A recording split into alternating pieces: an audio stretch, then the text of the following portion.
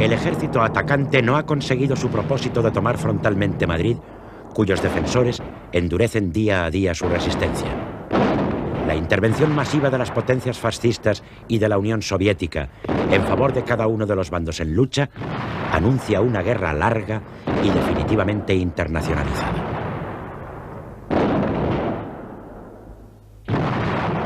En tales circunstancias, Franco convoca el 23 de noviembre una reunión en el cuartel de ferrocarriles de Leganés, a la que acuden los generales Mola, Saliquet y Varela con sus respectivos estados mayores. Al cabo de varias horas, se adopta una decisión de gran trascendencia: desistir del ataque frontal a Madrid y proceder a maniobras envolventes. Las fuerzas franquistas han conseguido la máxima penetración en la ciudad universitaria. La posición es muy precaria, unida a su retaguardia tan solo por un paso sobre el río, la llamada Pasarela de la Muerte. No se insiste en el ataque al casco urbano, donde los milicianos se defienden eficazmente, y como alternativa se piensa en una acción hacia el norte, alejada de la ciudad, para que la infantería africana pueda maniobrar con más eficacia que en el casco urbano. El ataque debe aliviar la situación de la ciudad universitaria y llegar hasta la carretera de La Coruña, principal vía de comunicación de Madrid con las posiciones republicanas de la Sierra. Está planeado que dicho avance se complemente más tarde con otras acciones por el sur y el este de Madrid destinadas a acercar la capital e interrumpir sus comunicaciones con Valencia. Tales acciones darán origen a las batallas del Jarama y Guadalajara, que se librarán más adelante. De momento, los atacantes pugnan por llegar a la carretera de La Coruña. La primera acometida intenta forzar las líneas republicanas en el sector de Úmera y Pozuelo. Las órdenes del mando de la defensa de Madrid son sencillas: resistir a toda costa y contraatacar al momento. Dan resultado y el ataque, iniciado el 29 de noviembre, fracasa 5 días después. El siguiente intento franquista se hace un poco más al oeste, sobre Boadilla del Monte, aunque en alguna ocasión los milicianos abandonan sus posiciones, en general las defienden y las conservan. Llegan reservas desde Madrid. Los carros rusos y la 11 Brigada Internacional, mandada por Hans Kahle, contraatacan y obligan a retroceder a la columna Barrón. Ambos bandos sufren un sangriento desgaste y se detienen agotados. En la lucha cae el 1 de diciembre el destacado internacionalista alemán Hans Beimler, exdiputado comunista. Su entierro constituye un acto emotivo que alienta la voluntad de combate de los defensores de la capital.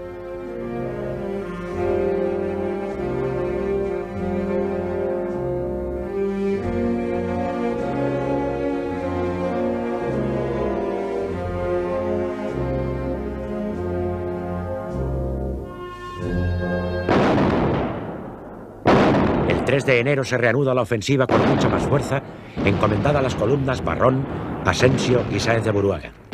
Su misión es avanzar unos 8 kilómetros hacia el norte y luego girar en ángulo recto contra Madrid. Es una maniobra complicada que solo unidades tan disciplinadas como las franquistas pueden realizar. La primera parte, la penetración hacia el norte, se desarrolla con cierta facilidad, pero después la resistencia que ofrece la 5ª División Republicana, mandada por el teniente coronel Juan Perea, cobra gran vigor. A pesar de que consiguen avanzar, las fuerzas de Franco sufren un desgaste terrible. Cortan la carretera de La Coruña y llegan a conquistar el puente de San Fernando, puerta de entrada a Madrid. Sin embargo, los republicanos recuperan el puente, luchando cuerpo a cuerpo, y su artillería frustra el avance adversario en el Monte del Pardo. La batalla toca a su fin. Los franquistas han logrado cortar la disputada carretera, pero los republicanos han sido capaces por primera vez de sostener un combate en campo abierto lejos de los parapetos del Madrid sitiado. Se consolida la situación. El general Orgaz, jefe de la División Reforzada de Madrid, envía tropas hacia el sur para preparar la futura batalla del Jarama.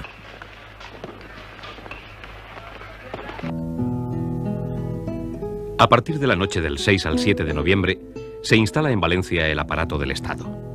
La ciudad se convierte, de hecho, en la capital de la República.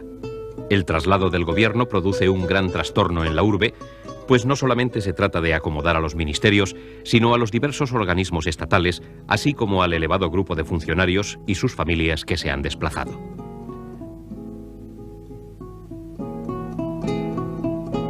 Largo Caballero se instala en el Palacio de Benicarló, donde el día 28 se celebra Consejo de Ministros al que asiste Manuel Azaña. El gabinete evalúa la situación con marcado acento positivo. Las tentativas de Franco de ocupar Madrid han fracasado rotundamente. El 1 de diciembre se reúnen las Cortes en el Salón de Actos del Ayuntamiento de Valencia. No asisten los ministros de la CNT. Sean las brevísimas palabras que voy a pronunciar reducidas a dar público testimonio de gratitud en nombre de las Cortes al pueblo de Valencia, que por la representación de su ayuntamiento tuvo la cortesía y gentileza de darnos su casa comunal para que se establecieran en ella los servicios de la Cámara y se celebraran las sesiones reglamentarias.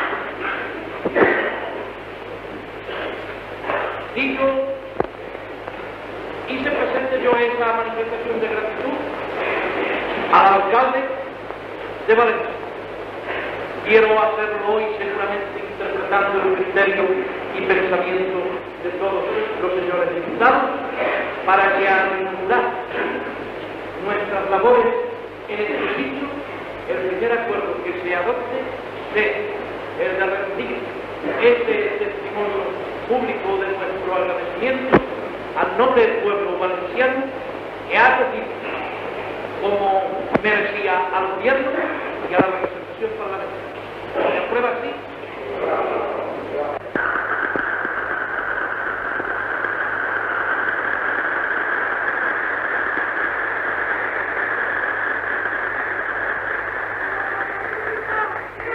Tras un saludo del presidente del Congreso, Diego Martínez Barrio, toma la palabra Largo Caballero, quien, entre otras cosas, dice: Hará el gobierno. Hicimos a las Cortes el 1 de octubre. Hoy puedo afirmar que la frase ha sido rebasada por los acontecimientos. La defensa heroica de la ciudad de Madrid, sostenida con decisión sin igual en esta lucha prolongada de más de 3 semanas, que ha traído hacia la capital de España, junto a la solidaridad de todas las naciones leales españolas, quiero decir, controladas por el gobierno, pues incluso bastante de las que están en manos de los facciosos por la fuerza, de corazón y en espíritu están a nuestro lado, la justa admiración de las democracias del mundo entero. Operando desde los otros frentes con no menos bravura, las Fuerzas Armadas de la República se han lanzado estos días en distintos sitios a una pujante ofensiva. El gobierno tenía la obligación de defender Madrid desde el sitio donde la defensa fuese más eficaz, asegurándose la plena libertad de movimiento, y tenía a la vez la obligación de defender también de la España que se base no solo por su porvenir de pueblo libre, sino lo que podemos llamar Frente Mundial de la Libertad. Al señalar la ayuda extranjera a los rebeldes, interesa hacer una afirmación en lo que respecta a Marruecos. El gobierno de la República sabe distinguir muy bien entre las tropas mercenarias reclutadas en territorio marroquí contra la propia voluntad del sultán y lo que es aún más escandaloso, en la misma zona francesa, cuyo reclutamiento y empleo es, con razón, uno de los hechos que más han escandalizado al mundo civilizado. Aquella otra parte de Marruecos, para la cual el gobierno de la República conserva vivos todos los deberes que le imponen sus funciones de protectorado. Los diputados expresan su adhesión al gobierno a la vez que convalidan con carácter de ley los decretos promulgados hasta entonces.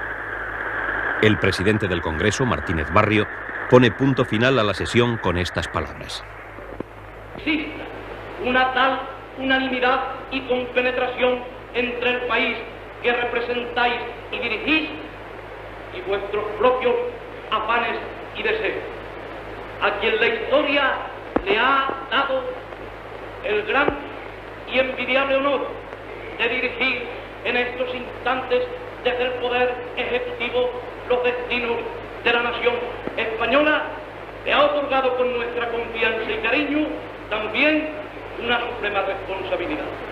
De antemano la Cámara sabe que este gobierno se hará digno de ella, pero bueno es que se sepa allende las fronteras que el gobierno, al representarnos a todos, al representar a España, manifiesta la voluntad inconmovible de España de hacer respetar y valer su derecho a la dirección suprema de sus destinos. Esta es España como lo sería si estuviéramos en la más humilde de las aldeas españolas. Esta es toda España representada por su gobierno.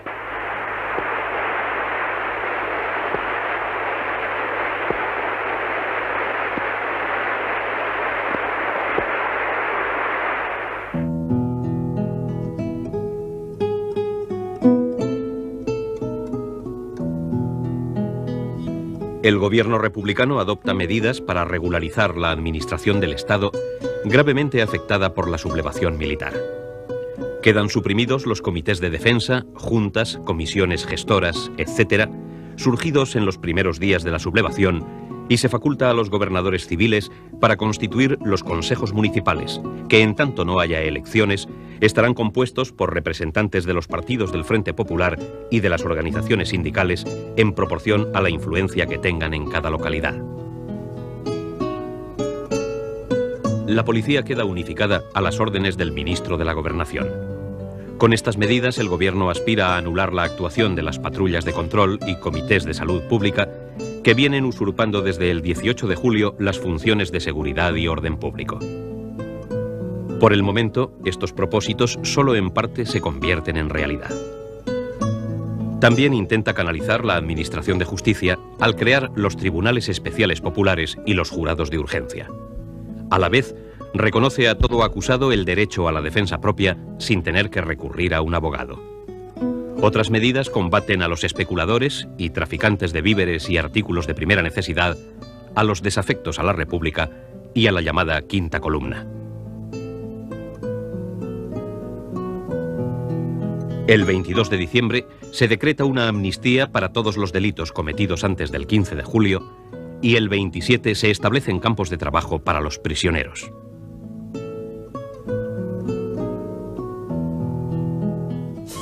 En la zona republicana se produce un cambio significativo en la correlación de fuerzas políticas.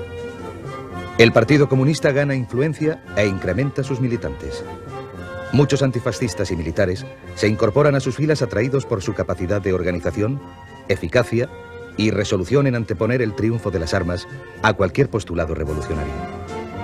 La ayuda soviética contribuye a dar más fuerza a los comunistas, cuyo número supera a finales de año al de los afiliados al PSOE y a los militantes de la CNT-FAI. En ese sentido, tiene gran influencia Dolores Ibarruri, pasionaria, que con su febril actividad se convierte en símbolo de un nuevo tipo de mujer española.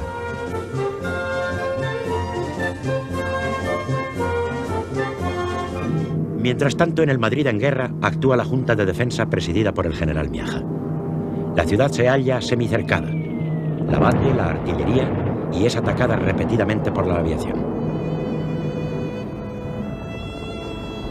En tan difíciles condiciones, la Junta ha de ocuparse del abastecimiento y los servicios generales de una población de 1 millón de habitantes y de la evacuación a la retaguardia de niños, mujeres y ancianos.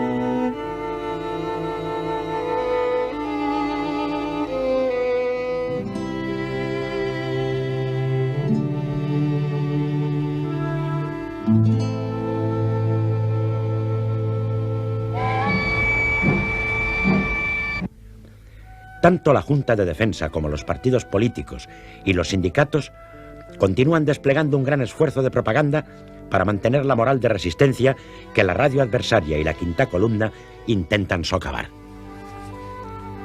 En el seno de la Junta de Defensa se sienten las tensiones políticas derivadas de la forzada coexistencia de las diversas facciones ideológicas que la componen. Un ejemplo grave lo constituye el enfrentamiento entre anarquistas y comunistas cuando el miembro de este último partido y representante de la UGT en la Junta, Pablo Yagüe, consejero de abastecimientos, es tiroteado por milicianos libertarios.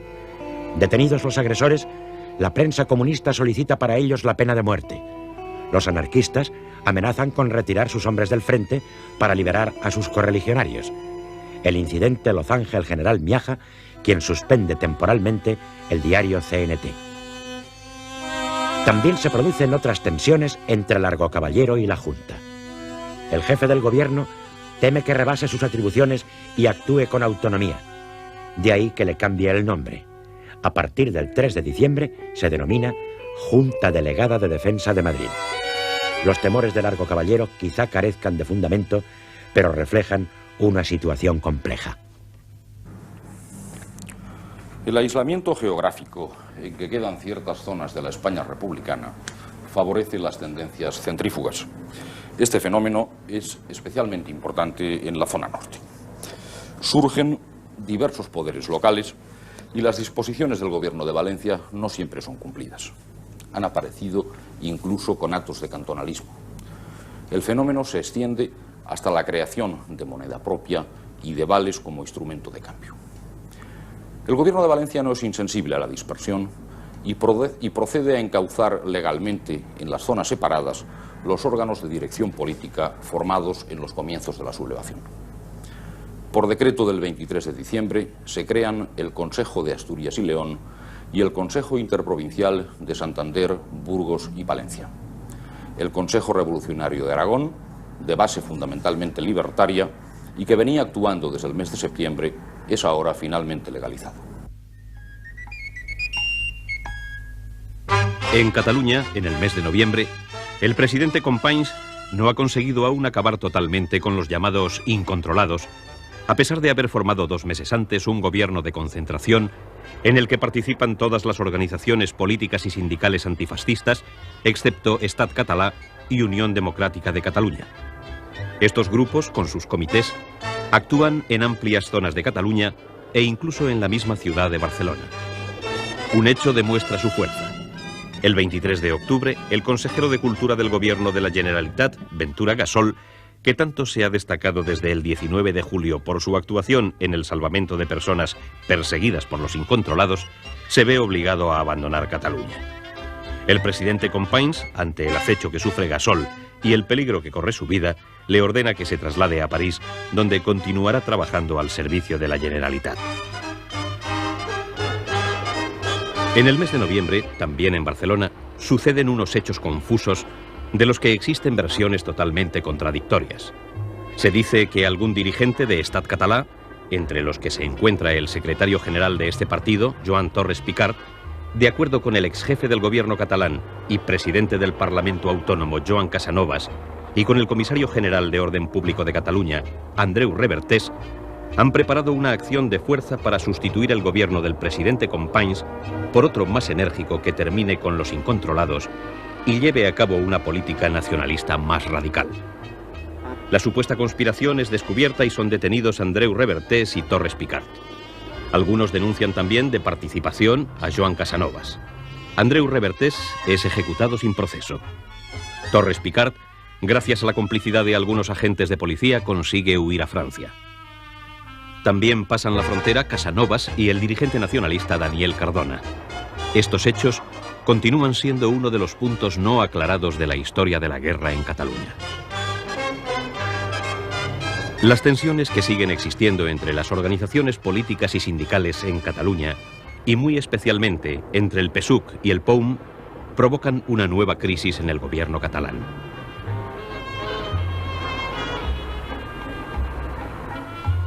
El 17 de diciembre se constituye un nuevo gobierno. Los cambios más significativos que se producen son la desaparición en el gobierno de la representación del POUM, la sustitución en la Consejería de Defensa del teniente coronel Felipe Díaz Sandino por el militante de la CNT francés Isgleas, el reemplazamiento en la Consejería de Cultura de Ventura Gasol, que continuaba refugiado en París, por Antoni María Sbert. Joan Comorera, secretario general del PSUC, ocupa la importante Consejería de Abastecimientos. Con el mismo consejero primero, Josep Tarradellas. Integran el nuevo gobierno 4 representantes de la CNT-FAI, 3 de Esquerra Republicana de Cataluña, 3 de la UGT-PSUC y 1 de la Unió de Rabassaires.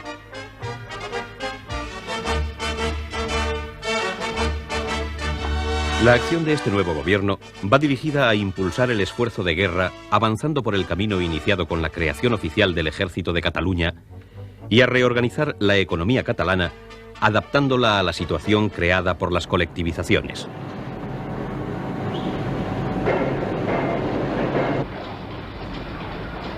A este efecto, publicará el conjunto de decretos de Ságaro, así llamados por el lugar donde son estudiados, y finalmente el gobierno trata de reforzar el poder frente a los comités y a los incontrolados.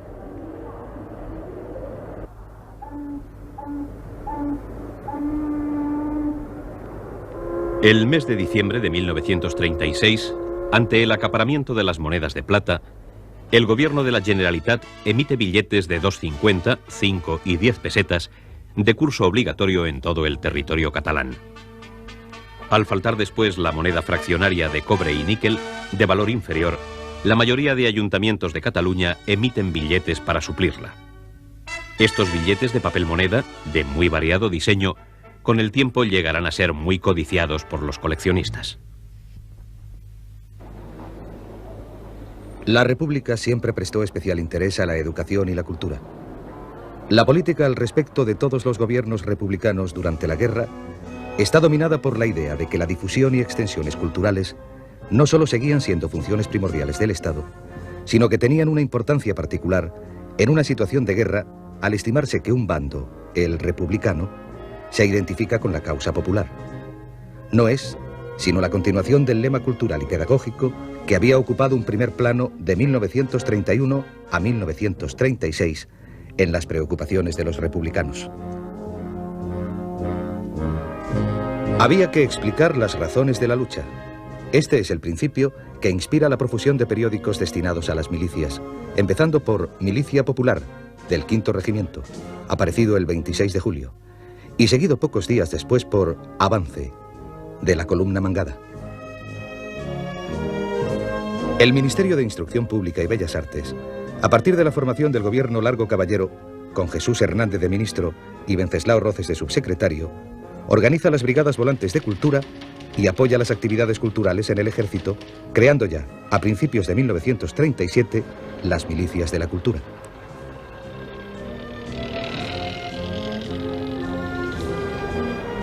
Se pone especial interés en salvar el patrimonio artístico, aunque en los primeros meses es muy difícil evitar multitud de destrucciones de obras de arte religioso.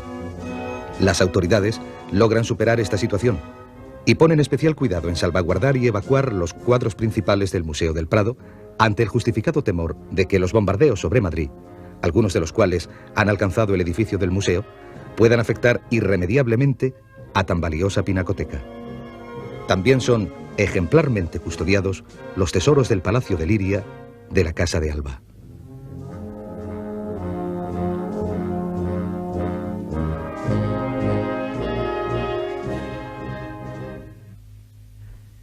Por iniciativa del 5º Regimiento, el Ministerio de Instrucción Pública organiza, con la cooperación de la Comisión de Trabajo de dicho regimiento, el traslado a Valencia de destacados intelectuales y hombres de ciencia con sus familias, para evitar los riesgos que una ciudad como Madrid, en pleno asedio y continuamente bombardeada, podía causarles, y que puedan proseguir su labor científica y cultural.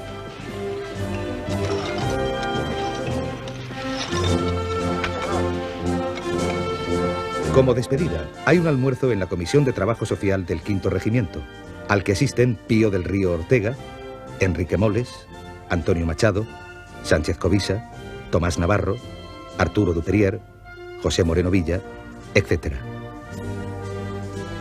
Aparte de los citados, se ven obligados a trasladarse hombres como Ramón Benéndez Vidal, el doctor Tello, Medina Beitia, Sacristán, Miguel Prado, etc.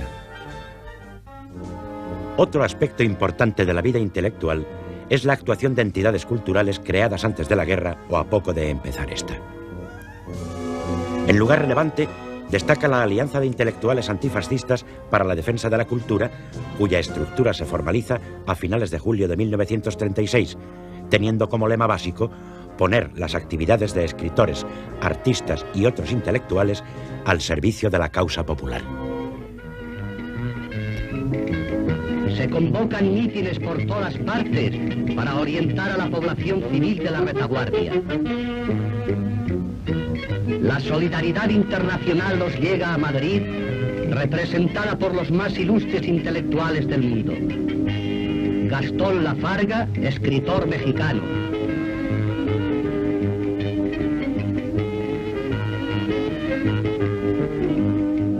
Ludwig Renn, Luis Aragón, Andrés y Duarte, Gustavo Regler. Empieza a editarse El Mono Azul, hoja volandera destinada a todo el pueblo, en la que domina una vuelta al romance como forma de expresión poética adaptada a las circunstancias de lucha y a la receptividad popular. En Madrid ocupa la presidencia de la Alianza José Bergamín y más tarde Rafael Alberti. En Valencia, el historiador José María Ots y Capdequí, nombrado también director general de universidades. En Barcelona, su presidente es el profesor de filosofía Jaume Serra Hunter y secretario el poeta Joan Oliver Pere Quart. En Valencia, el gobierno crea la Casa de la Cultura dirigida por el filólogo Tomás Navarro Tomás para alojar a los escritores, artistas y científicos evacuados de Madrid, quienes disponen de la revista Madrid para exponer el resultado de sus trabajos.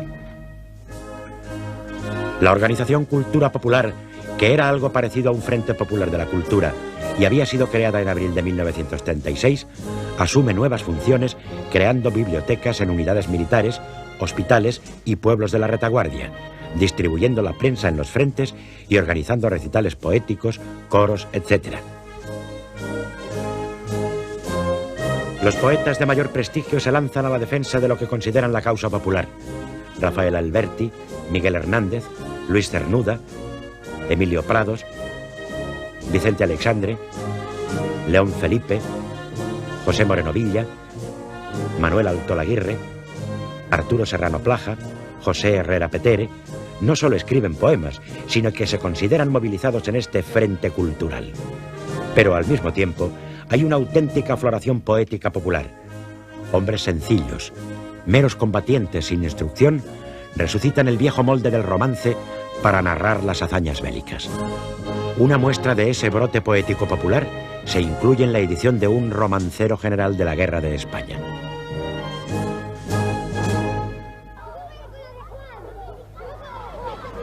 En materia de enseñanza, el gobierno republicano no solo se ocupa de la extensión de colonias infantiles en las zonas mediterráneas que acojan a los niños de las zonas de guerra y apartarlos de sus peligros, sino que también, con un sentido a la vez popular y pragmático, organiza los institutos para obreros, destinados a dotar de una formación básica en 2 años a trabajadores que así podrían acceder luego a las universidades y escuelas superiores.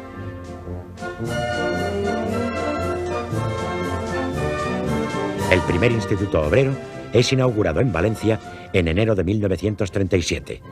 En el mismo año seguirán otros en Barcelona, Sabadell y Madrid.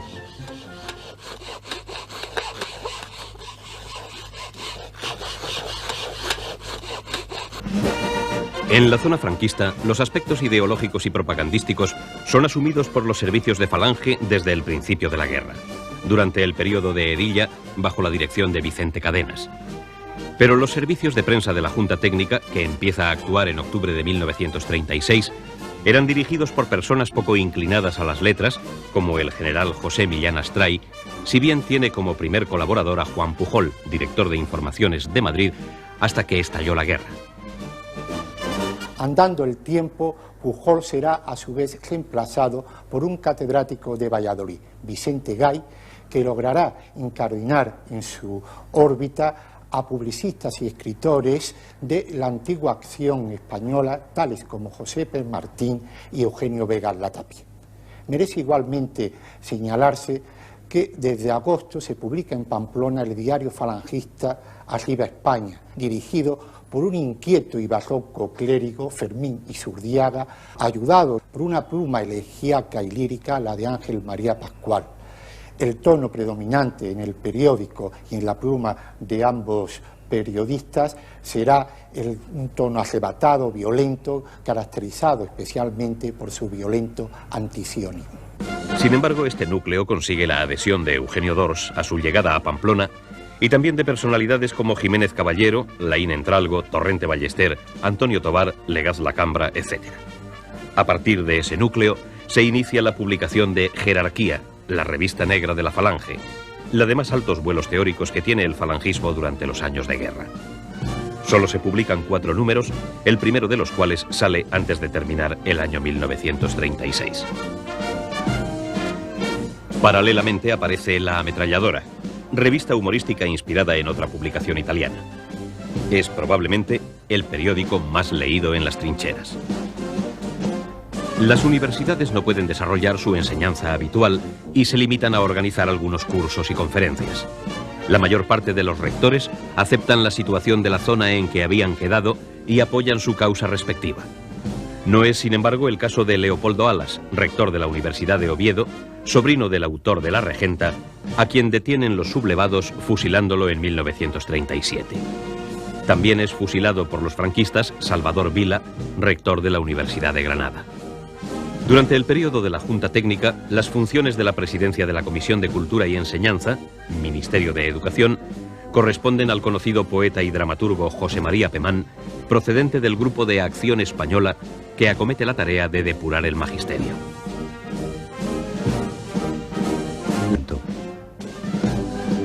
Esta depuración venía efectuándose en muchos lugares desde los primeros días. Otro decreto declara expresamente anuladas todas las disposiciones posteriores al 18 de julio que no hayan emanado de la Junta de Defensa Nacional o de la Junta Técnica del Estado. Los decretos y órdenes dictados en Burgos reflejan un autoritarismo e intervencionismo evidentes. Desde el mes de septiembre se han declarado ilegales los partidos políticos y sindicatos que componen el Frente Popular. El nuevo régimen tiene campo libre para obrar a sus anchas y crea rápidamente una nueva legalidad que abarca numerosas facetas de la vida cotidiana. Sin demora, aparecen disposiciones sobre economía y comercio, regulación de los consejos de guerra, incautación de bienes y vocales de los extintos partidos políticos. Se ordena una ayuda obligada de la población al esfuerzo bélico, estableciendo el plato único, el aguinaldo del combatiente y el auxilio de invierno. Se ordena igualmente la castellanización de los nombres comerciales y de personas, la moralización de las costumbres, etc.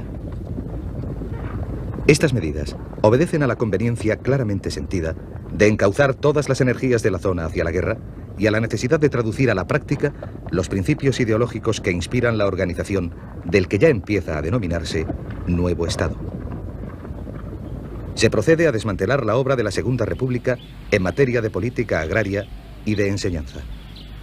La contrarreforma agraria, iniciada ya a finales de agosto, continúa en septiembre con un decreto que devuelve a sus propietarios anteriores las tierras que la República les había expropiado a partir de la victoria del Frente Popular. Más que ninguna otra medida, se revela aquí el componente de lucha de clases que también reviste la guerra civil.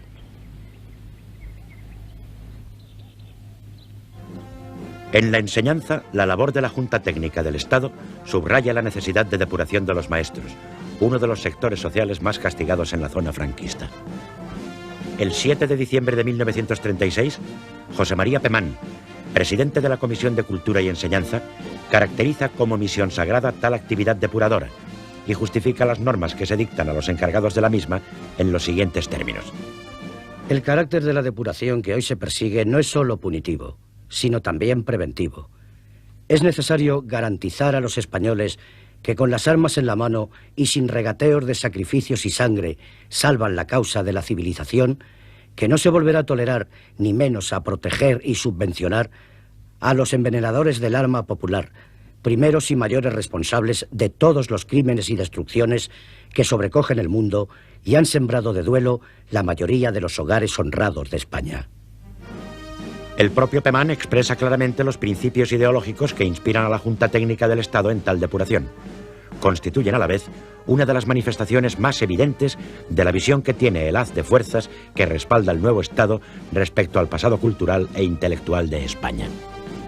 Las comisiones depuradoras deben, en efecto, según Pemán, proponer la separación inexorable de sus funciones magistrales de cuantos directa o indirectamente han contribuido a sostener y propagar a los partidos, ideario e instituciones del llamado Frente Popular.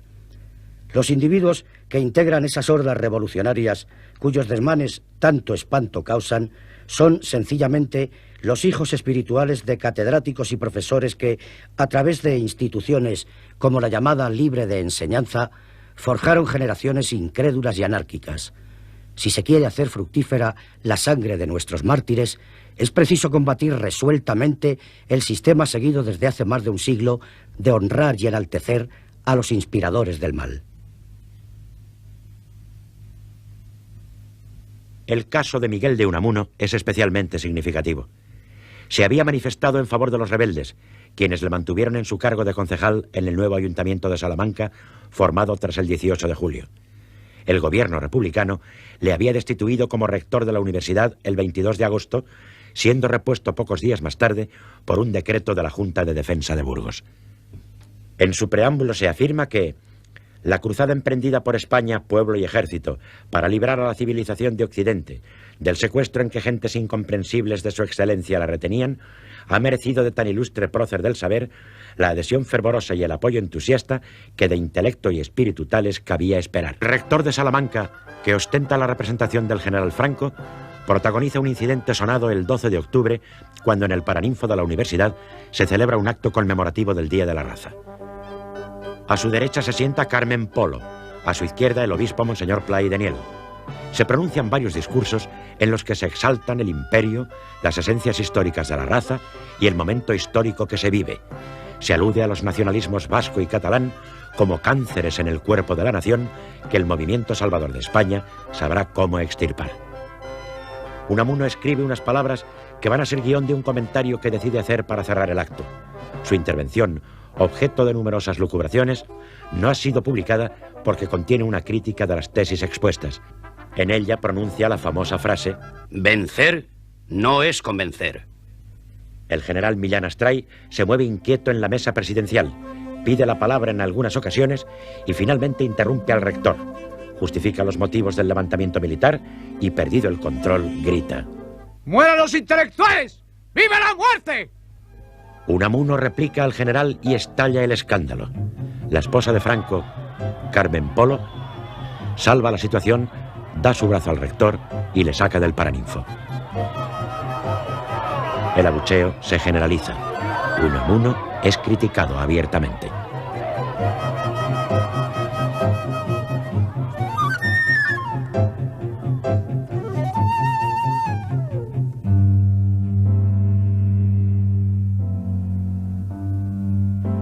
Cuando por la tarde va al casino del que es presidente honorario, recibe insultos y denuestos. Se le da la espalda. Su seguridad personal está comprometida.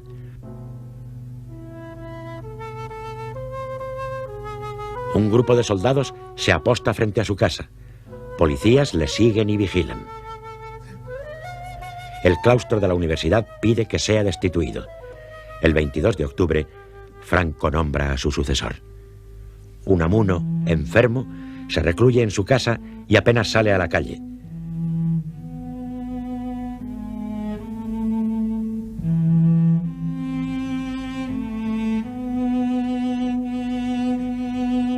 Fallece el 31 de diciembre. 4 falangistas uniformados, Víctor de la Serna, Miguel Fleta, Mariano Rodríguez de Rivas y Antonio Obregón, transportan a hombros su ataúd, cuyas cintas llevan 4 catedráticos de los que habían solicitado su destitución.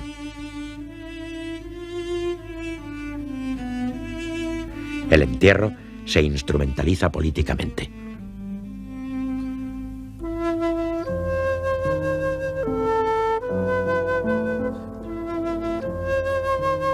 Unamuno vive de forma agónica la contienda tal y como había percibido en su artículo Paz en la guerra, aparecido en 1933, en el que se afirma: no cabe participar en una guerra civil sin sentir la justificación de los dos bandos en lucha, como quien no sienta la justicia de su adversario por llevarlo dentro de sí, no puede sentir su propia justicia.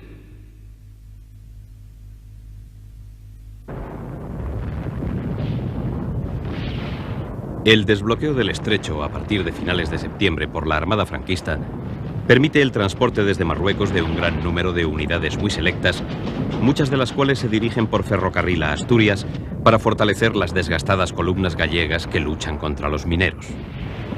La primera de estas unidades, una bandera de la Legión, entra en fuego el 4 de octubre. Le siguen varios tabores de regulares, refuerzo decisivo para activar la marcha hacia Oviedo, cuyo cerco es roto el día 17, poco después de fracasar el último asalto de las milicias a la ciudad.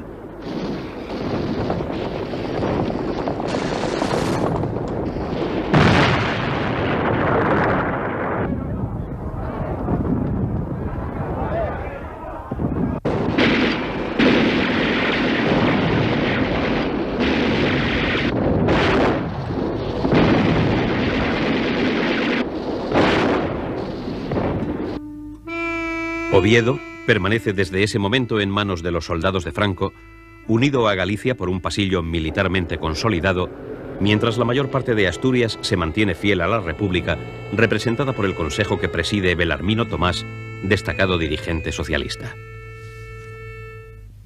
En el frente andaluz, Queipo de Llano prepara una operación para ocupar la zona olivarera, de Andújar a Martos, liberar a los guardias civiles encerrados en el santuario de Santa María de la Cabeza y suprimir el entrante republicano de Montoro y el Carpio. Las unidades marroquíes, apoyadas por carros y aviación, rompen el frente sin grandes dificultades entre el 15 y el 19 de diciembre y conquistan rápidamente Adamuz y Bujalance. El mando republicano del sector se desconcierta. Los primeros refuerzos no consiguen detener a las tropas franquistas, que ocupan Montoro, Villa del Río y el Carpio, alejando así el frente de la capital cordobesa, y Lopera, en el extremo occidental de la provincia de Jaén. Tal es la situación cuando en Nochebuena entra en fuego la 14 Brigada Internacional, todavía en formación, mandada por Walter. Días después llegan las brigadas de José Galán y del Pedro Martínez Cartón, que recobran Montoro y Villa del Río en medio de una fuerte represión, pero no pueden impedir la pérdida de Porcuna, a 40 kilómetros de Jaén.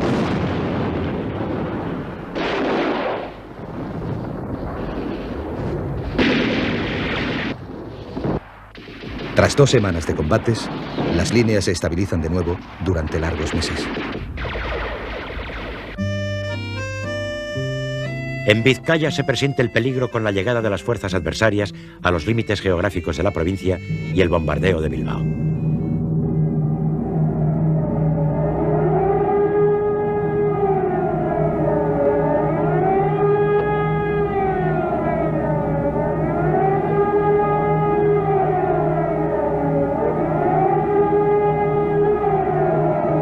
Dada la complicada orografía de la zona, el gobierno vasco estructura la defensa basándose en 2 líneas fortificadas, una exterior que coincide con el frente y otra alrededor de la capital.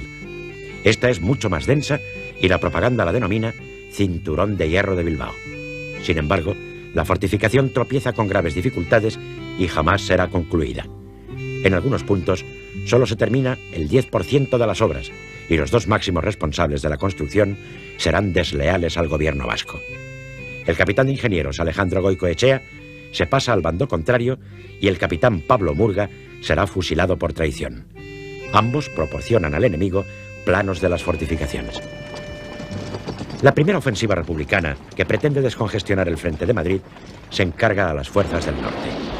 El ataque corre a cargo de las milicias vascas, estando previsto que en la segunda etapa sean apoyadas por una columna santanderina.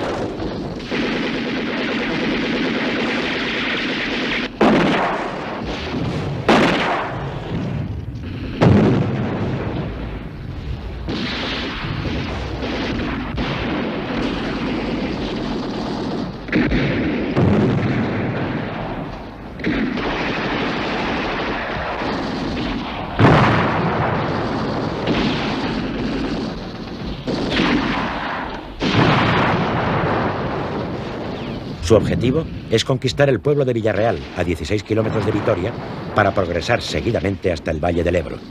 La ofensiva se inicia el 30 de noviembre y sorprende desprevenidos a los defensores. Los milicianos avanzan hasta cortar la carretera. Mola apenas dispone de fuerzas de reserva, pero cuenta en cambio con la supremacía aérea. El bombardeo de Ochandiano y una acción por sorpresa sobre la retaguardia de los atacantes desarticulan la ofensiva el 2 de diciembre. Los nuevos intentos vascos contra Villarreal no dan otro resultado que numerosas bajas. Es un fracaso táctico que lleva aparejado un fuerte revés político. Alboroza a los partidarios del alzamiento militar en Vizcaya. A la vez, suscita entre los milicianos derrotados no pocas diatribas contra Aguirre. Le reprochan su defectuosa planificación de la batalla. El Lendakari responderá a las críticas resaltando los problemas de cohesión que presenta un ejército como el vasco, compuesto por batallones de distinta ideología.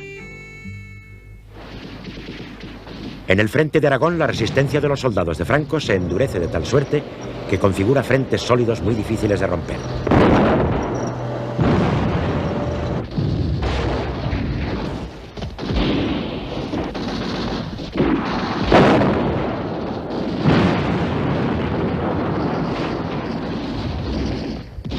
La columna Francisco Ascaso, en unión de las fuerzas militares del coronel Villalba, ponen cerco a Huesca.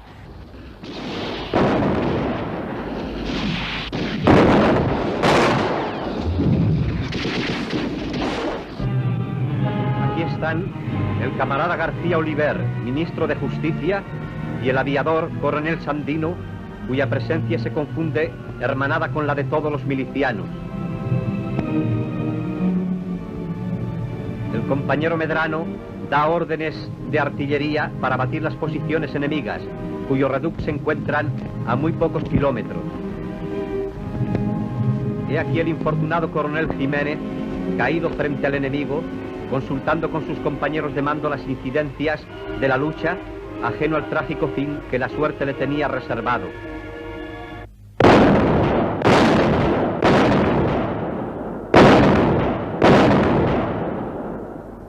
El 6 de octubre, tropas moras acuden en socorro de la ciudad.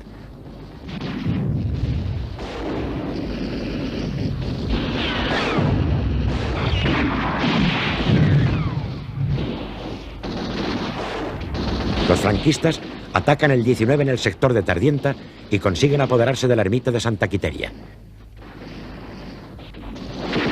El 23, los republicanos lanzan sin éxito un violento ataque sobre Huesca que permanece semicercada. Aragón será durante mucho tiempo una zona insegura y conflictiva.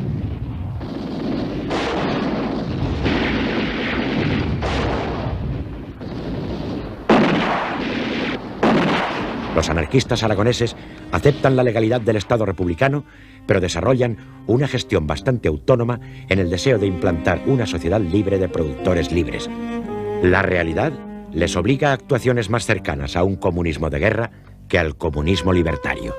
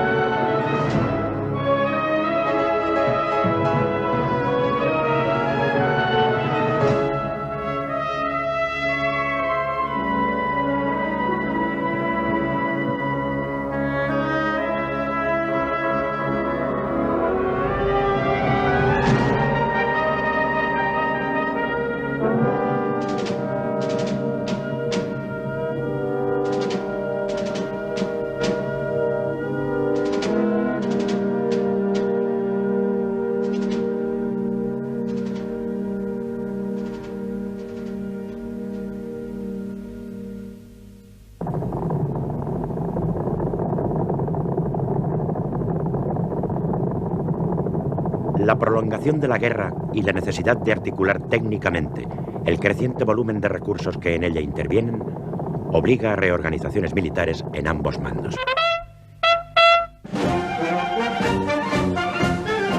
En noviembre de 1936, las autoridades republicanas deciden organizar sus fuerzas en divisiones sobre el modelo de 3 brigadas cada una.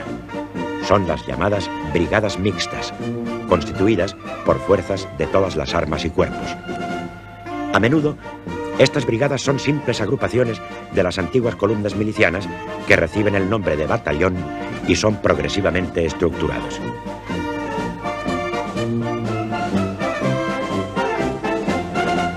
En el norte y en Levante, la militarización marcha muy retrasada y en Euskadi y Cataluña tropieza con las graves discrepancias que oponen entre sí las diversas fuerzas políticas. El siguiente paso consiste en la creación de cuerpos de ejército, el primero de los cuales se establece en Madrid en la Nochevieja de 1936. A finales de noviembre se fundan las escuelas populares de guerra de infantería, caballería, artillería, con una sección de costa en Cartagena, e ingenieros. También se crea una escuela popular de Estado Mayor. Este conjunto de medidas responde al ambicioso proyecto de Largo Caballero de reconstruir el Estado republicano y recobrar la autoridad del gobierno sobre las variopintas formaciones armadas nacidas al calor de la lucha, generalmente sin subordinarse a la jerarquía militar.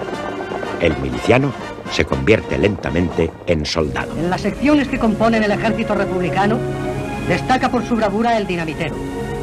Con un cinto lleno de bombas y valor a toda prueba, llega hasta donde con su carga mortífera pueda destruir los objetivos dispuestos por el mando. Las bombas son de diferentes modelos. Una mecha siempre ardiendo durante el combate para las que necesiten que se les prenda antes de lanzarla. Antitanque o de barril, de piña, antitanque de bote, el manejo es parecido.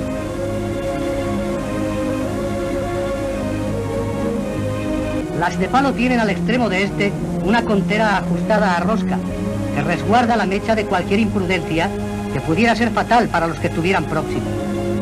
Se emplea para los sitios a donde con las otras no se alcanza. Cuando se trata de un golpe de mano, allá van los dinamiteros, que son siempre los encargados de llevarlos a cabo. Se surten de bombas de varias clases para emplear aquella que mejor se preste y conseguir los objetivos marcados.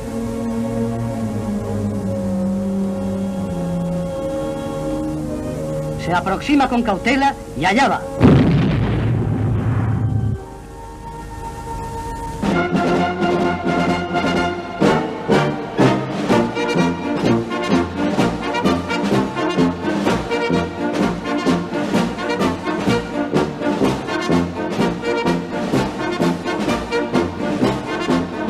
En la zona franquista se crean el 15 de diciembre las Juntas Superiores del Ejército y de la Marina, encargadas de la selección y depuración de mandos. La formación de los oficiales subalternos corresponde a diversas escuelas en las que figuran instructores alemanes.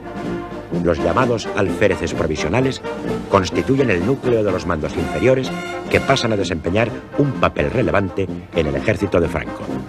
Progresivamente desplazan a los antiguos mandos de las unidades de falangistas y requetés.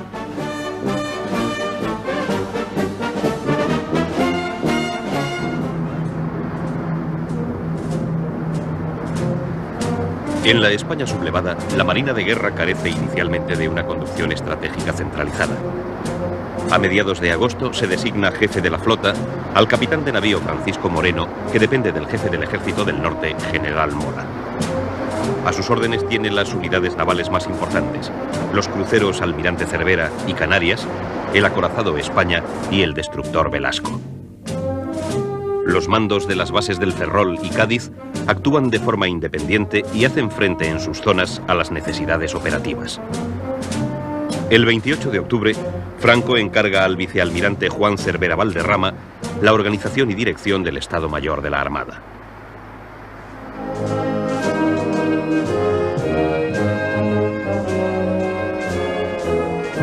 En el bando republicano, la preocupación principal es imponer la disciplina en los barcos en los que el poder es ejercido por los comités. La precaria coordinación se efectúa desde el crucero Libertad por el jefe de operaciones, teniente de navío Pedro Prado Mendizábal. El 19 de noviembre se crea como órgano centralizado de control político el denominado Comisario de la Flota, cuyo responsable comparte el mando con el jefe militar de la misma, capitán de corbeta Miguel Buiza. Se establece el Estado Mayor Central de las Fuerzas Navales de la República, conducto por el cual el ministro ejercerá el mando supremo. El gobierno de Valencia ha situado en el Cantábrico el destructor José Luis Díez y 2 submarinos. Existe además un conjunto de bous artillados que constituyen la llamada Flota Auxiliar de la Armada de Euskadi, cuya jefatura, bajo las órdenes del presidente Aguirre, se asigna a Joaquín Eguía. En febrero de 1937, el gobierno vasco asumirá todas las funciones marítimas y navales en su zona de responsabilidad. La situación es distinta en el Mediterráneo, donde la Marina de Guerra franquista conserva expedito el paso del estrecho e interfiere el tráfico hacia los puertos adversarios. El crucero Canarias, de gran velocidad, autonomía y potencia de tiro, realiza incursiones varias contra la costa republicana y bombardea los depósitos de petróleo de Almería y hunde o apresa varios pequeños barcos. 4 submarinos italianos patrullan por aguas españolas con oficiales de la Marina franquista que en caso de naufragio o apresamiento han de figurar como comandantes efectivos. Su misión, textualmente, es la de destruir buques de guerra afectos al gobierno marxista y destruir buques mercantes con bandera republicana o rusa. A los pocos días, los aviones de la Legión Cóndor realizan una serie de ataques sobre los puertos de Cartagena, Alicante y Málaga, contando con la cooperación de los cruceros franquistas. Desde ese momento, los bombardeos nocturnos de la base de Cartagena serán frecuentes y obligarán a los buques republicanos a hacerse a la mar para evitar ser alcanzados. Pese a todo, la flota republicana reemprende sus acciones a lo largo de noviembre, reforzada por la incorporación del destructor Gravina, que en la mañana del 9 llega a Cartagena procedente de Casablanca.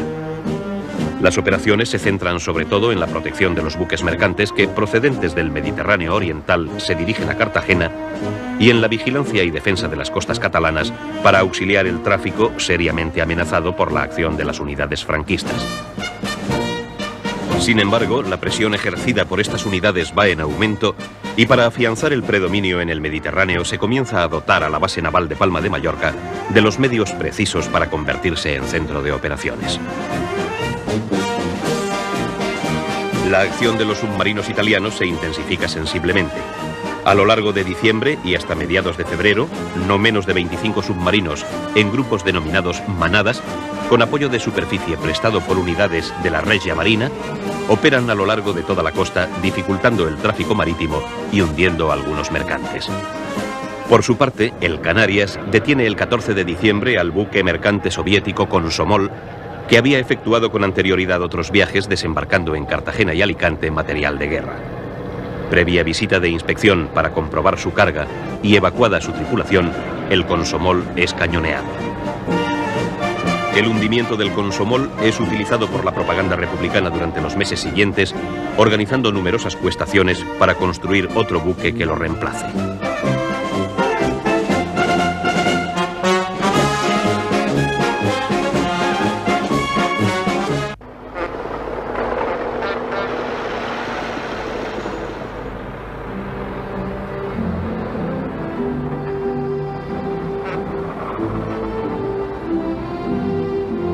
Tras el reconocimiento italo-germano del gobierno de Franco, la política de no intervención hace agua.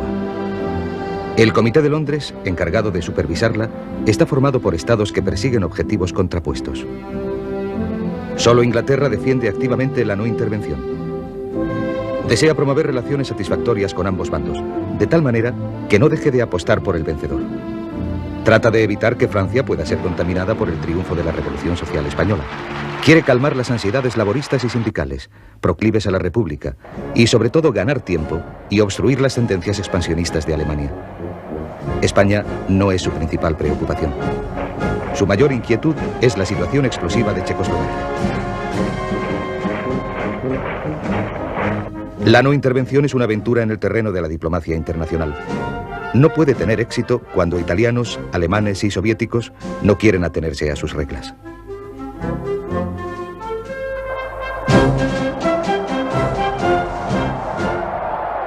Tras el colapso de la ofensiva sobre Madrid, Mussolini decide incrementar su intervención en España.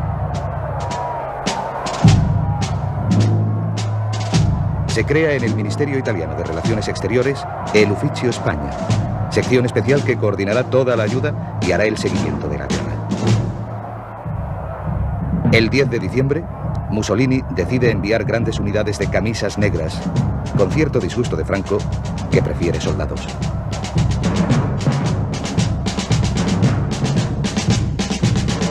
El 18 de diciembre, embarcan en Gaeta los 3.000 primeros voluntarios.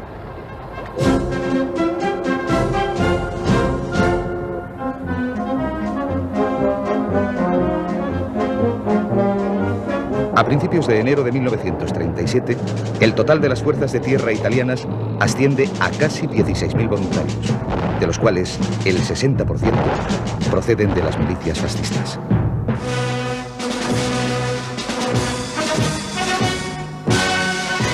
Por su parte, Berlín da órdenes para intensificar los transportes de material a España.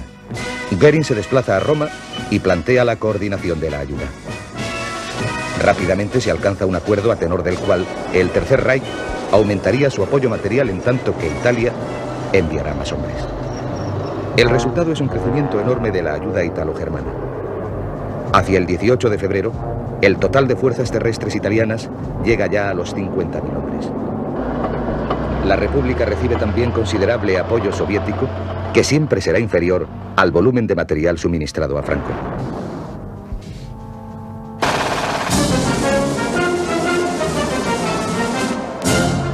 El mercado de armas norteamericano se hace inaccesible cuando los Estados Unidos deciden pasar a una situación de embargo legal a partir de enero de 1937. Es otro golpe para la República.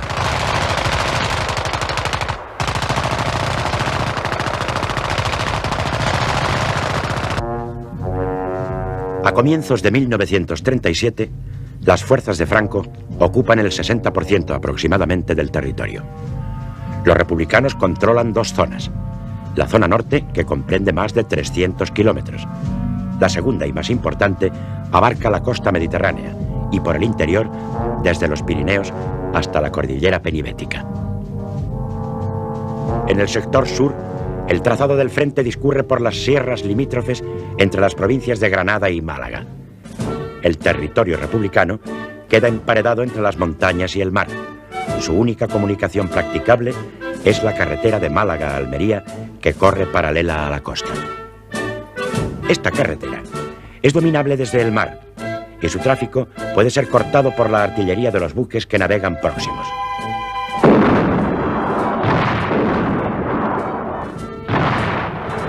Entre el 14 y el 29 de enero de 1937, Queipo de Llano realiza una ofensiva preliminar para llevar sus tropas hasta Marbella y hasta Alhama.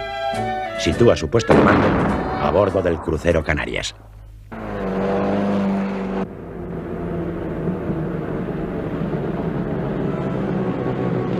El gobierno de Valencia no ha conseguido afirmar su autoridad en el territorio malagueño, donde han fracasado diversos enviados civiles y militares. El verdadero poder en Málaga son las milicias, que se dedican con mucha más energía a la represión en la retaguardia que a la defensa del frente, donde por otro lado el armamento resulta sumamente escaso. Muchos milicianos están todavía armados con escopetas de un solo tiro y el gobierno central es reacio a suministrar armamento a una zona que no puede controlar y en la que el frente ni siquiera ha sido fortificado. El último intento para organizar la defensa lo personifica el coronel Villalba, quien no logra poner orden en el desbarajuste miliciano. Una posible fuente de apoyo a Málaga radica en la flota republicana que está concentrada en Cartagena. Sin embargo, carece de cobertura aérea y los mandos no han logrado todavía imponer la disciplina a muchas de las tripulaciones.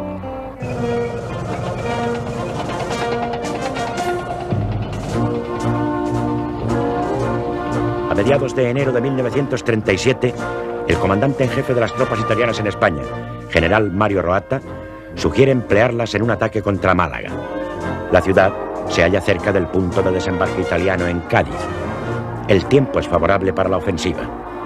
La acción es bien vista por Franco, que, desconfiando de la eficacia de sus aliados, prefiere que realicen algún ensayo previo antes de encomendarles misiones más importantes, ya que solo una de las 4 divisiones italianas pertenecen al ejército. Componen las otras milicianos fascistas. Con ellos se mezclan aventureros, veteranos de Etiopía y campesinos sin ninguna experiencia de combate. Con todo, los italianos tienen un concepto de la guerra muy diferente del duro forcejeo en que se desenvuelven las operaciones militares en España. Piensan en una guerra de movimiento realizada por unidades mecanizadas con apoyo aéreo que lleven a cabo operaciones espectaculares más modernas que las acciones lentas y costosas ocurridas hasta el momento, que les parecen anticuadas.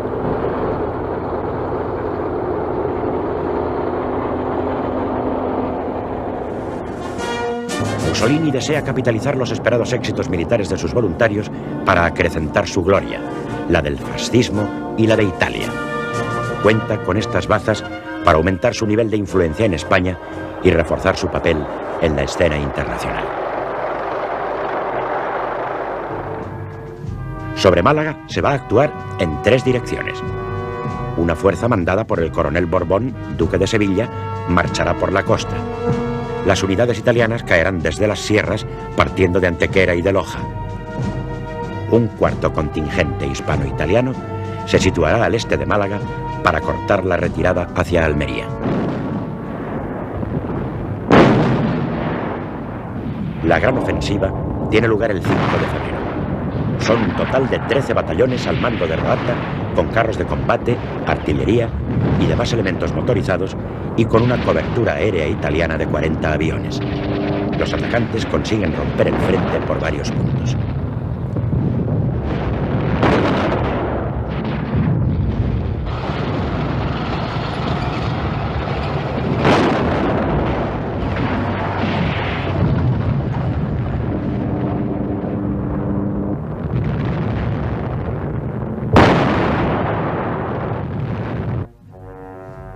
El mismo día, las fuerzas del coronel Borbón llegan a Fuengirola, mientras que los italianos procedentes de Alhama se acercan a Vélez Málaga, lo que virtualmente supone el cerco del sector. Tardíamente, el gobierno quiere ayudar a los desmoralizados defensores. Desde Almería son enviados 2 batallones que tratan de detener sin éxito el avance enemigo. A última hora, se decide la evacuación de Málaga y una retirada general, evitando así que los efectivos republicanos de la zona caigan íntegramente en poder de las tropas franquistas. Los habitantes de los pueblos huyen en masa. Los discursos y las prácticas de terror de Queipo de Llano provocan el pánico. Las tropas franquistas se dedican a las llamadas operaciones de limpieza y pacificación. Moros, falangistas, legionarios, requetés e italianos avanzan sin encontrar oposición.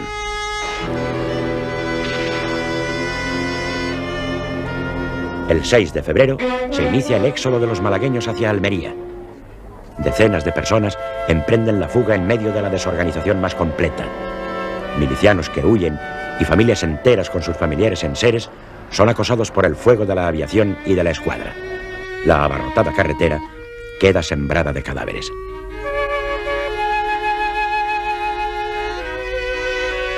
Málaga es ocupada en un paseo militar. Pocas horas antes han huido el coronel Villalba y sus oficiales. Moros y falangistas van en vanguardia. La ciudad ha podido ser tomada por los italianos, que ya han alcanzado los arrabales. El 8 de febrero hace su entrada a caballo el coronel Borbón. Numerosos corresponsales extranjeros han acompañado a las columnas atacantes. El portavoz de las fuerzas ocupantes, Luis Bolín, manifiesta ante las cámaras: acabamos de entrar en Málaga tras el victorioso, sorprendente y rápido avance de las tropas de Franco. Continuaremos a lo largo de la ciudad y les mostraré lo que aquí ha sucedido.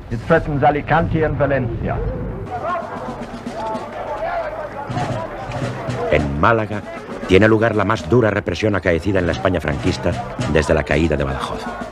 Al terror sembrado por los milicianos durante el dominio republicano, sigue la dura represión de las tropas vencedoras. Serán fusiladas de inmediato más de 1.200 personas, aparte de las víctimas producidas por el ametrallamiento y bombardeo de los que huyen de la ciudad. Las fuerzas hispano-italianas continúan su marcha. El 10 de febrero toman Motril. El Frente Republicano está derrumbado.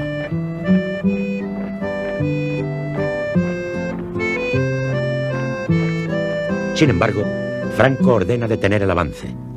Quiere utilizar todos los elementos de que dispone e inmoviliza el frente andaluz para extraer fuerzas con destino al centro. A Queipo se le prohíbe seguir avanzando. Después de Málaga, su estrella declina. Mantendrá su virreinato en Andalucía, pero no podrá cosechar más triunfos bélicos. Franco limita sus movimientos y acabará prohibiéndole las célebres charlas radiofónicas que tanto impacto causaban.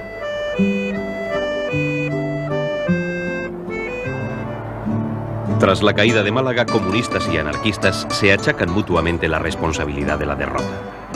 Todos ellos son responsables de haberse dedicado más a combatirse recíprocamente y a perseguir derechistas que a organizar una adecuada defensa de la ciudad. La pérdida de Málaga provoca serios trastornos políticos en el campo republicano. Largo Caballero tiene que ceder ante las duras críticas de los comunistas y del sector socialista que le es adverso y se ve obligado a cesar el 20 de marzo al general Asensio Torrado como subsecretario de guerra.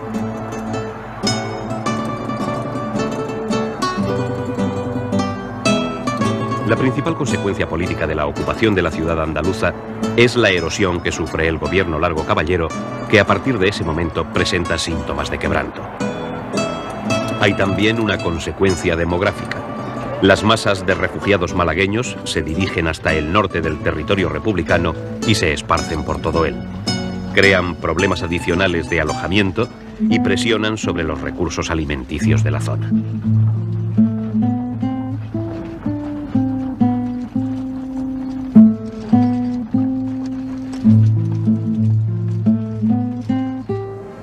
En el orden estratégico, la caída de Málaga supone que el control definitivo del estrecho pase a manos franquistas y que el puerto malagueño pueda conectar con la base naval de Baleares. Ello refuerza las posibilidades de bloqueo del Mediterráneo por la escuadra de Franco. Tras los fracasos en la conquista de Madrid, primero a través de la ciudad universitaria y después por la carretera de La Coruña, ambos contendientes parecen tomar conciencia de que la confrontación en torno a la capital tiene que resolverse en campo abierto. El Jarama será el primer gran combate de estas características. Los republicanos planean atacar hacia el oeste para interrumpir las comunicaciones del ejército franquista entre Toledo y Madrid. Sus enemigos preparan una ofensiva en sentido contrario a fin de cortar la carretera entre Madrid y Valencia. Sin proponérselo, ambos bandos coinciden en elegir el mismo campo de batalla, una llanura quebrada por barrancos y lomas moteadas de olivares y atravesadas por el río Jarama.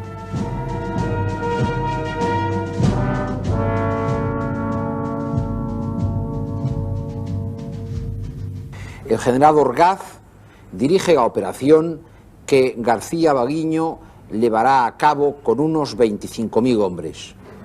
La infantería está formada mayoritariamente por tropas africanas.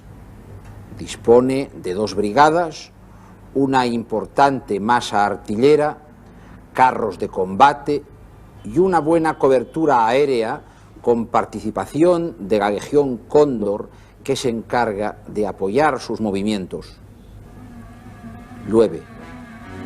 El río se hace infranqueable y los republicanos instalan, entre tanto, en la zona, brigadas de reclutas en proceso de organización.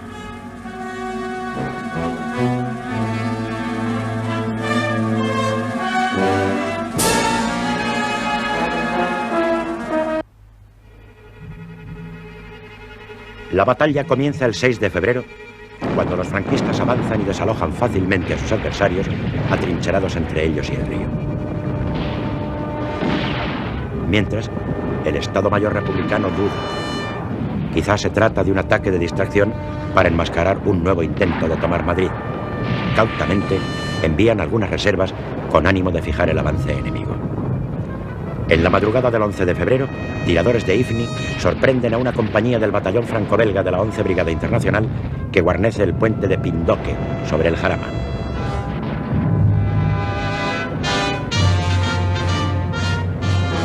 A pesar de que los republicanos vuelan parcialmente el puente y la artillería hace fuego, la caballería e infantería atacantes cruzan el río y se extienden por la llanura.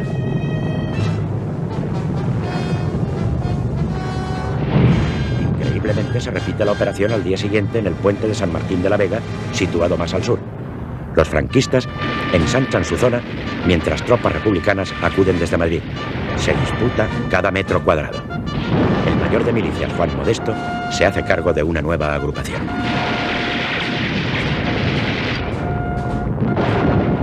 La batalla es un choque frontal y directo, planteado y conducido por ambos bandos con poca imaginación. Rápidamente se convierte en una escalada de medios de combate con gran desgaste de material y de hombres. Ambos contendientes emplean la aviación, aunque con diferentes tácticas. A los precisos bombardeos de la Legión Cóndor, claramente ofensivos, se opone la acción defensiva de los aparatos de caza de la Gloriosa, nombre que los republicanos dan a su aviación.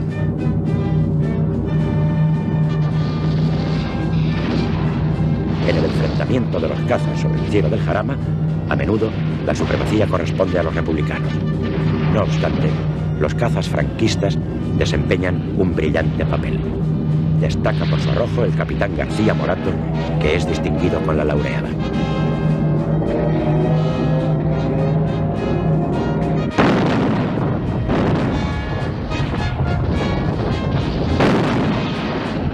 La artillería aumenta continuamente sus efectivos y mejora sus técnicas. Sobresale la aportación alemana, que ensaya en el Jarama por primera vez en combate sus piezas de 8,8, tan célebres luego en la Segunda Guerra Mundial. Se trata de un cañón de gran calibre y tiro muy preciso que puede utilizarse indistintamente contra la aviación y los carros. No existe nada semejante en el bando republicano. Los carros soviéticos T-26, que habían intervenido en la defensa de Madrid, a partir de los combates de Seseña, participan en el Jarama agrupados en la brigada que manda Dmitri Pavlov. Muchos de los carristas son soviéticos, aunque también los hay antiguos conductores de taxis madrileños. Estos carros son muy superiores a los italianos y alemanes por su mayor peso, blindaje y armamento. Sus acciones desbaratan frecuentemente los ataques franquistas.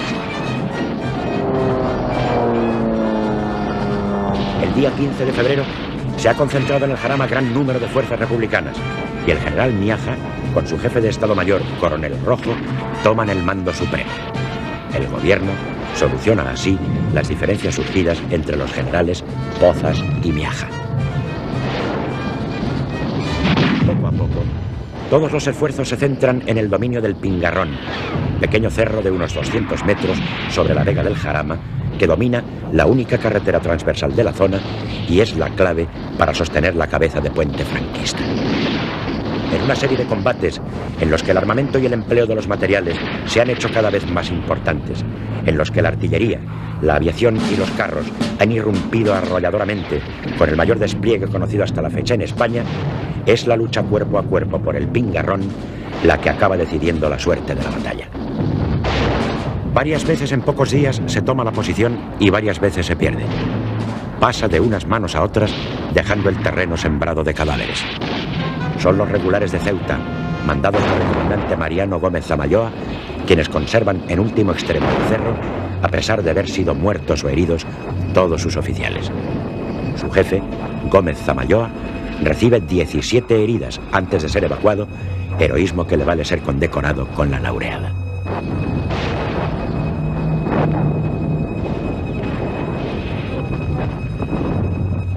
Agotados los dos bandos por el esfuerzo, la batalla languidece.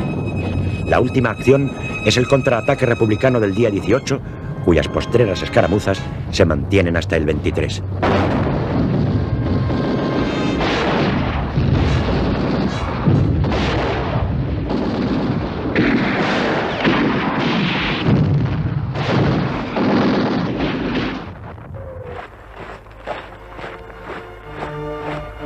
En esta batalla, no solo está internacionalizado el material, sino los hombres. En el lado republicano figuran asesores y aviadores soviéticos, mientras las brigadas internacionales asumen lo más duro del combate terrestre. Los voluntarios norteamericanos del batallón Lincoln reciben su bautismo de fuego. Se distinguen por su arrojo y combatividad. Muchos de ellos, en opuesto, son los marroquíes, procedentes de las dos zonas del protectorado, quienes actúan como fuerza de choque. Junto a ellos pelea la Legión, en la que se encuadran los voluntarios portugueses, llamados viriatos, en tanto que la 15 bandera está formada por irlandeses reclutados por el general O'Duffy, llamados corrientemente Bandera Católica o Legión de San Patricio.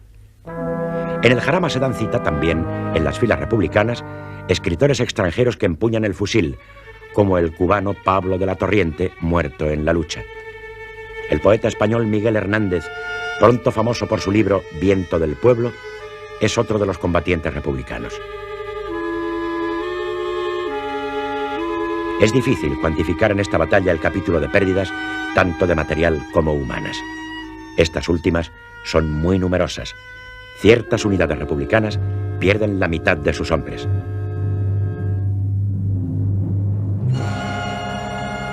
Los hospitales de campaña franquistas quedan colapsados en algún momento. Puede decirse que las tropas de Varela tienen más de 6.000 bajas, en tanto que las de Miaja se acercan a las 11.000. Los franquistas han conseguido avanzar sus líneas unos 10 o 12 kilómetros, pero el resultado carece de valor estratégico. En realidad, el enfrentamiento queda en tablas. Por primera vez, las fuerzas republicanas han sido capaces de sostener una batalla moderna en campo abierto, lo que sin duda eleva su moral.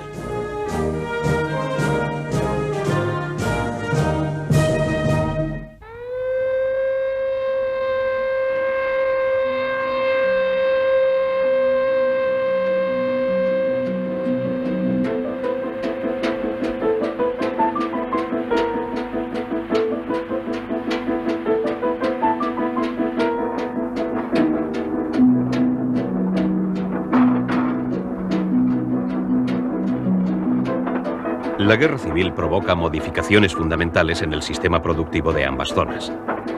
En la republicana, a excepción del País Vasco, tiene lugar una revolución social que cambia las bases del poder económico. En la zona franquista, por el contrario, se reacciona contra las transformaciones sociales acometidas durante los años precedentes.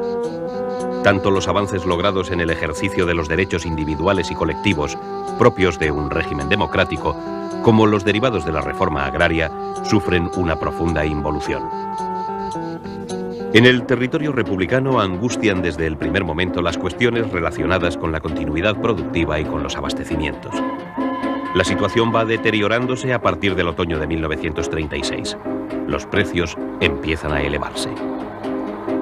Los suministros para la industria se ven dificultados y su carencia perturba el funcionamiento del aparato industrial.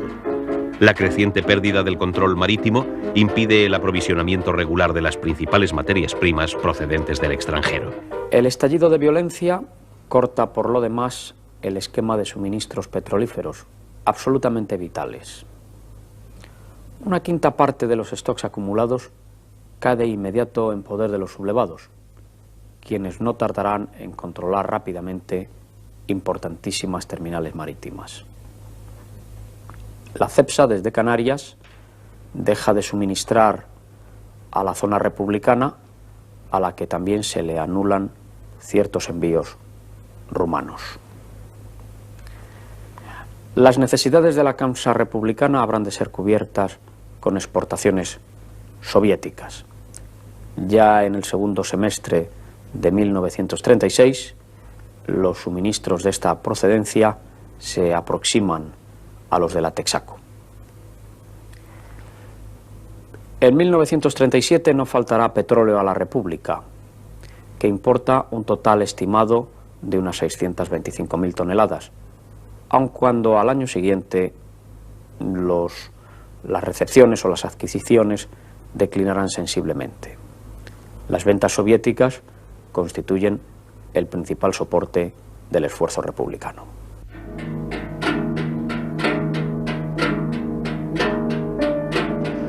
En el otoño de 1936 aparecen ya dificultades para el abastecimiento de trigo. A principio de 1937 se hace sentir la escasez de productos pecuarios. El ganado se sacrifica rápidamente y la demanda de carne se centra en el cerdo, ave y conejo. En las regiones más castigadas por la guerra y a medida que se agotan las reservas almacenadas, no